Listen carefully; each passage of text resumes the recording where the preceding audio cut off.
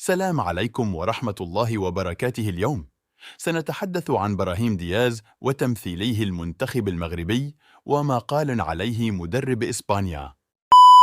شكل اسم اللاعب براهيم دياز الحدث في إسبانيا خلال الساعات الأخيرة بعد أن أكدت صحيفة ماركا أنه اختار اللعب للمغرب بدلاً من منتخب لا روخا.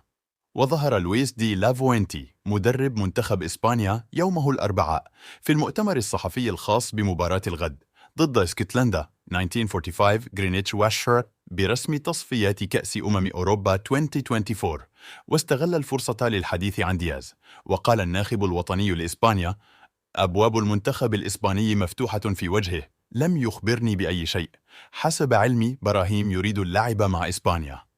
وأشارت صحيفة ماركا إلى أن براهيم دياز قرر اللعب مع المنتخب المغربي، وقد انطلقت إجراءات تغيير جنسيته الرياضية حتى يكون متاحاً للعب مع أسود الأطلس مستقبلاً.